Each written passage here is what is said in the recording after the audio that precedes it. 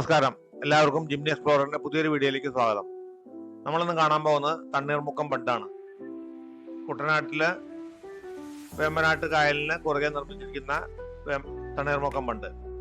കുട്ടനാട്ടിലെ സമുദ്രനിരപ്പിനേക്കാൾ താഴെയുള്ള കൃഷിയിടങ്ങളിൽ ഉപ്പുവെള്ളം കയർന്ന് തടയുന്നതിനായിട്ട് നിർമ്മിച്ച ബണ്ടാണ് തണ്ണീർമുക്കം ബണ്ട്. വടക്ക് വെച്ചൂർ മുതൽ തെക്ക് തണ്ണീർമുക്കം വരെയാണ് വേമ്പനാട്ട് കായലിന് കുറുകെ ഇത് പണിതിരിക്കുന്നത്. സാധാരണയായി ഡിസംബർ മാസത്തില് ഷട്ടറുകൾ താഴ്ത്തുകയും മെയ് മാസത്തില് ഷട്ടറുകൾ ഉയർത്തുകയും ചെയ്യുന്നു. അതുകൊണ്ട് മെയ് മുതൽ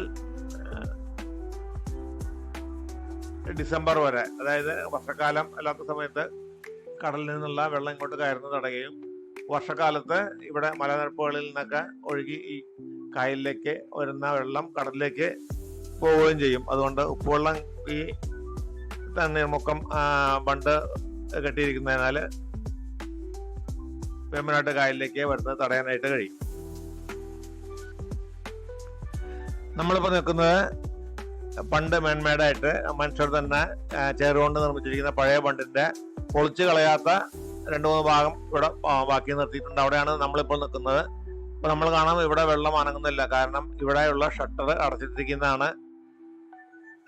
അതുകൊണ്ട് ഈ ഭാഗത്ത് നമുക്ക് വെള്ളം മൂവ് ചെയ്യുന്നതായിട്ട് കാണില്ല. കടലിൽ നിന്ന് ഇങ്ങോട്ട് വെള്ളം കയറുന്നില്ല. അതുപോലെ തന്നെ ഞങ്ങൾ ചെന്നപ്പോൾ ഒരു സൈഡിൽ ഷട്ടർ തുറന്നിട്ടിരിക്കുന്നുണ്ട്. അവിടെ വെള്ളം നമ്മൾ ഇങ്ങോട്ട് ഒഴുകുന്നതും കാണാം. കാരണം ഷട്ടർ അടച്ചിട്ടിരിക്കുന്നതും തുറന്നിട്ടിരിക്കുന്നതിന്റെ കാരണം ഇപ്പോൾ അവിടെ റിപ്പയറിങ് നടന്നുകൊണ്ടിരിക്കുകയാണ്.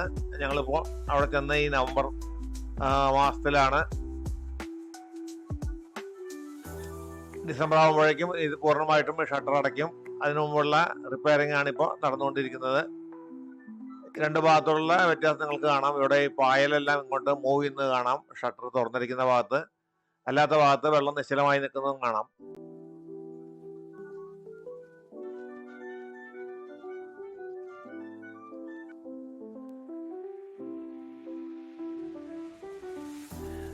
വൈകുന്നേരങ്ങളിലെല്ലാം ഇവിടെ വളരെ തിരക്കനുഭവപ്പെടുന്ന ഒരു സ്ഥലമാണ്.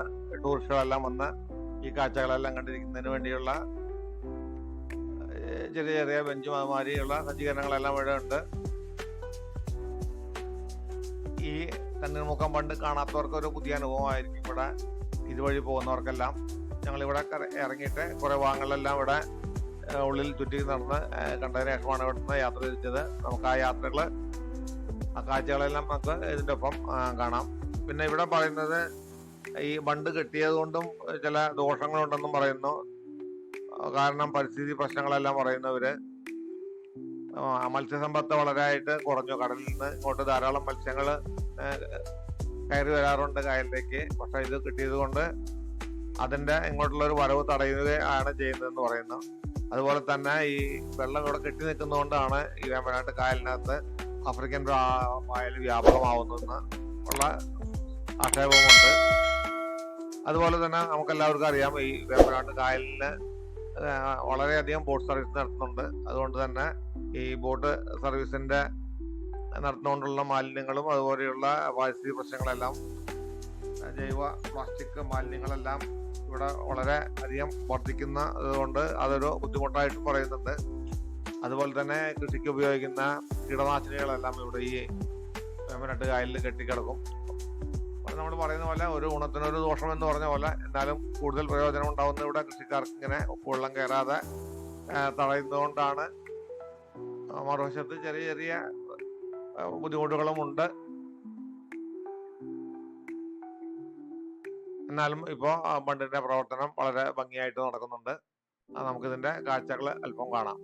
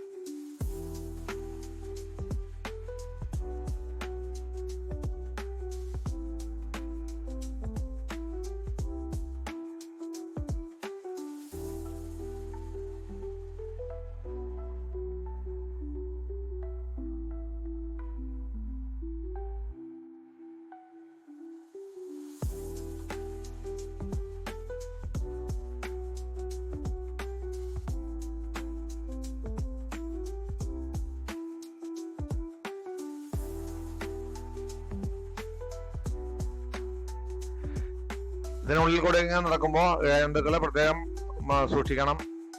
കാരണം വല്ല ഇഴജന്തുക്കളൊക്കെ അതിനകത്തുണ്ടെങ്കിൽ നമ്മൾ അറിയില്ല. അതുകൊണ്ട് അത് പ്രത്യേകം ശ്രദ്ധ വേണം.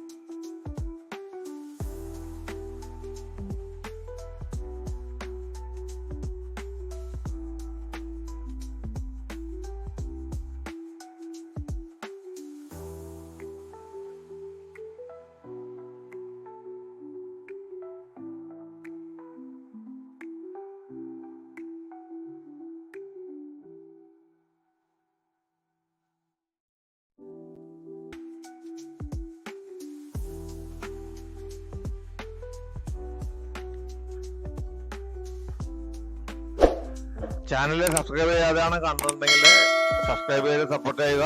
അതുപോലെ തന്നെ വീഡിയോ ഇഷ്ടപ്പെട്ടാൽ ലൈക്ക് ചെയ്യാനും ഷെയർ ചെയ്യാനും മറക്കരുത്.